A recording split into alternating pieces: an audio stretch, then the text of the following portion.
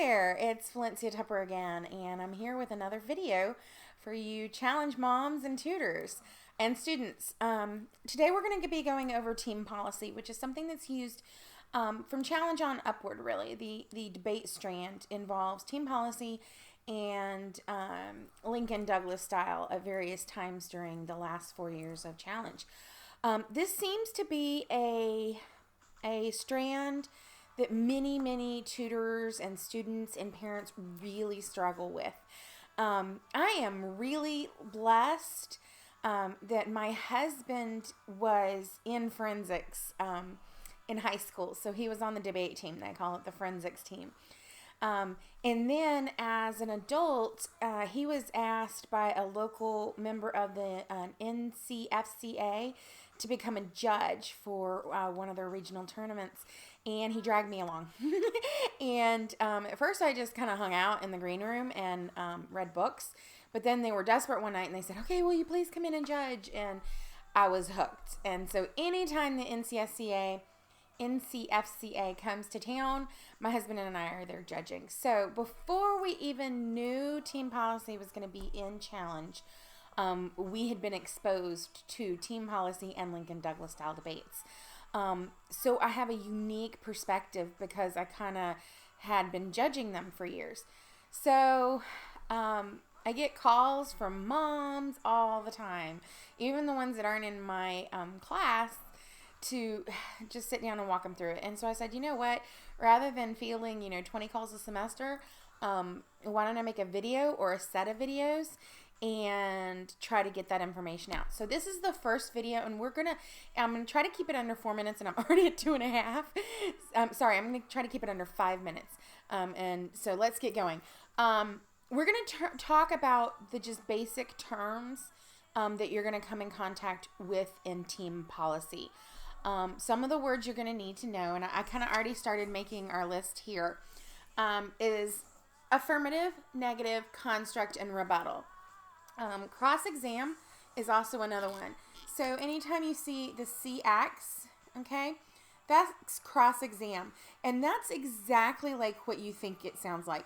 It is just like in a trial. You cross-examine, you ask questions. You're not being confrontational, but you are asking questions to clarify information that was given in the previous round. So this is how a team policy debate is laid out. You go back and forth, basically. So you have one half, and you're going to start with your 1AC. A always means affirmative. Let me make this look more like a 1 so we can make sure we don't get them confused with any letters. A always means affirmative.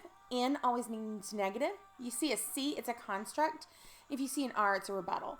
CX means cross-exam. So in between these, you're going to have cross-examinations. So your 1AC is your first affirmative construct. The affirmative team is going to start constructing their argument. And we'll kind of go over construction versus rebuttal at the very end of this video. So then what you're going to have is this cross-examination, okay? Someone from the other team, the negative team, is going to ask questions of this person to clarify their points. A 1NC is a first negative construct, okay? The negative team who is against the resolution is going to come up and construct their argument, okay? Then the affirmative team is going to cross-exam, ask some questions. Second affirmative construct. This is the second time. Now, the affirmative team has had a chance to hear the negative team's construct, and they get to come up and clarify points that they're making about their argument that was made up here, okay? There's going to be another cross-examination and then a 2NC. After that is also a cross-examination. Again, this is the second time the negative team gets to come up and construct their argument. Now, this is an important difference right here, okay? I like to always tell my students, a construct is you're building your house. You're constructing your home, okay? And you're going to make sure that the foundation is strong, okay? That your evidence is strong, that you're going to have pillars of ideas that are strong, okay? And you're going to come in and reinforce everything. Give extra quotes, give extra information, okay? We come down here Okay, and we start having what are called rebuttals. Okay, now a rebuttal is the opposite. I always kind of tell my kids to imagine that the house is constructed and you are a bull. And this is a very Picasso style bull here. And you are butting against this. Okay, rebuttal. Okay, you are trying to break this house down. You're trying to destroy their argument while not attacking the person or their delivery. You're attacking their facts. Okay, there are no cross examinations during rebuttal. You just go in and you start doing your rebuttals. Now you will notice, okay, that here we have kind of the backwards pattern that we have here. This section right here is something that's called the negative block. Now, I will go into more detail with that in another video because there's a whole week you're supposed to go over that. And so I will go over that in a subsequent video to try to give you more information. But again, just like in a trial, affirmative team has to build their case. Okay? And so they are given first and last. They're like the prosecutor. They've made a position. They have said this thing has to happen. A prosecutor says this person is guilty. Okay? And so what has to happen there is they have to make the most solid case. Think about like your kids come to you, or as a child you go to your mom and you want to go to the zoo. It's a lot easier for your mom just to sit there, or as moms, just to sit there and probably not sit there. We're probably washing dishes or something. But it's a lot easier to stay doing what you're doing than to change gears and go and do something new. So think about that in the construct idea.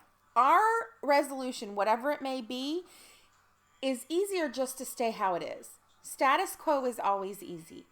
Okay? If we're going to change our tax code, if we're going to eliminate the death penalty, things have to be done. And those things can be complicated, complex, and hard. And it's a lot easier just to keep it how it is. So that's why the burden is always on the affirmative team to build a construct, build an idea, and convince the judges. If at any time the judges feel that there's a tie always goes to the negative team because in the end, it's just easier to do nothing. So the affirmative team gets the beginning and the end. Negative team has what's called a negative block right here. And again, we'll go into that at a different time. But I just wanted to kind of go over right here the different parts. It's important here that students realize that they're constructing their argument.